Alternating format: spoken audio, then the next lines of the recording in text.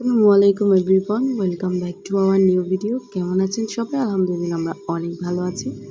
তো আজকে আমার কিছু শপিং করার দরকার ছিল, আসলে বাসার জিনিসপত্র। সো চলে যাচ্ছি শপিংয়ে। আর এর মধ্যে আমরা কিছু খাবো বলতে তেমন একটা প্ল্যান ছিল না। অপূর্ব এসছে ৯টার দিকে। তো মাশরাফ খুবই বায়না ধরেছে, সে বাইরে যাবে, কাচ্চি খাবে।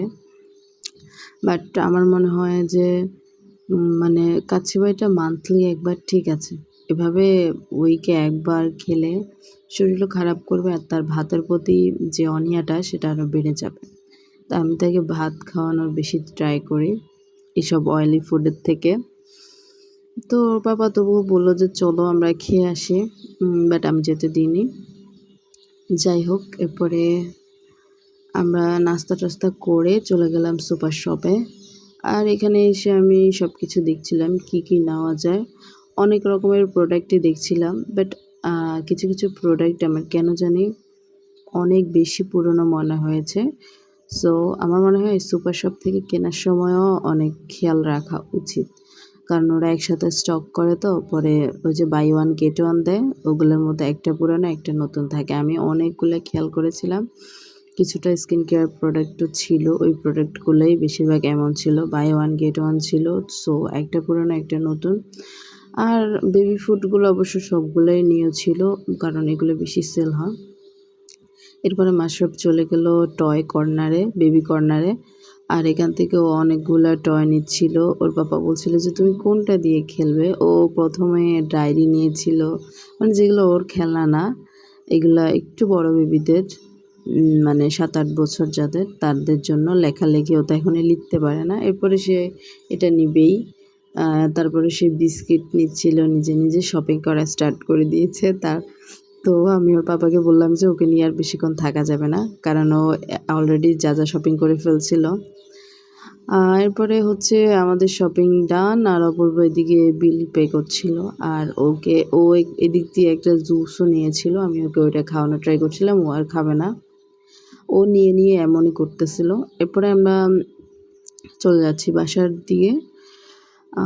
শপিং ডান হয়ে গিয়েছে, খাওয়া দাওয়াও ডান। আমরা অবশ্য অন্য সাইডে নাস্তা করেছিলাম, বাট সে ভিডিওটা করা হয়নি। আর এদিকে মাশরাফের মন খারাপ, কারণ সে বাসায় যাচ্ছে। সে একদমই বাসায় যেতে চায় না, যতক্ষণ সে বাইরে থাকে ততক্ষণই সে খুবই হ্যাপি। এরপরে তার পাপা তার সাথে খেলা করছিল, আর সেই ভীষণ এনজয় করছিল। মানে এখনও ড্রেসও খোলেনি, সেই বাবা ছেলে দুষ্টুমি শুরু করে দিয়েছে। আর মাশরাফ এটা ওকে এখন এভরিডে দিতে হয়।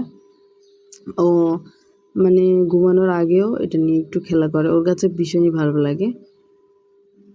এই তো ও অনেক মজা করছিল।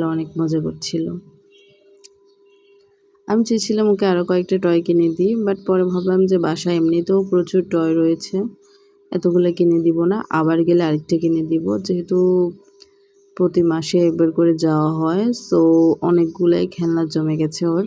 আর ওর আন্না, এরপর ওর নানামণি, ওর মামা, ওরাও ওর জন্য অনেক খেলনা পাঠায়। এরপর দিন সকালে তেলের পিঠা বানাচ্ছিলাম, যেহেতু আমার হাজব্যান্ড অনেক বেশি পছন্দ করে, মানে মাশরাফের পাপা তো ভীষণ মিষ্টি পছন্দ করে। আর এদিকে আমার তরকারি হয়ে গিয়েছিল।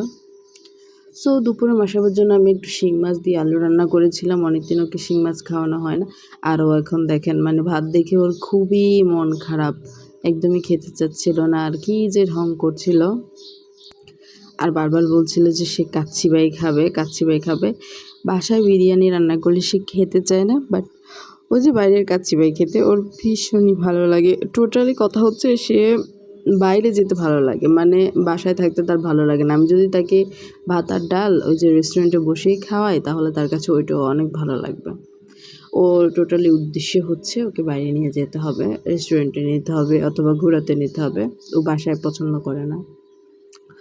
এরপরে ওর পাপা আবার বাসায় আসছে রাতে ফিরেই, ওদের ছেলের সাথে খেলা শুরু হয়ে গিয়েছে। আর আমি ওকে বললাম যে ফ্যানের মধ্যে দাও, তাহলে আর ফু দিতে হবে না। আর একটা ভালো সাইড কি, ফ্যানের মধ্যে দিলে একসাথে সবগুলো বের হয়ে যায়। ফু দিলে তো একসাথে সবগুলো সাইডে ফু দেওয়া যায় না, আস্তে আস্তে করে দিতে হয়। সো একটা ভালো বুদ্ধি, আপনারাও চাইলে ট্রাই করতে পারেন।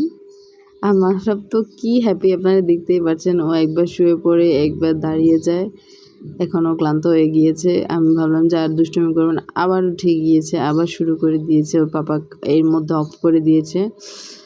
ও এরপর আবার বলল যে দেওয়ার জন্য। এই যে দেখুন দিতে দিতে আমাদের বিছানাটাই ভিজে গিয়েছে, তবুও দিতে হবে।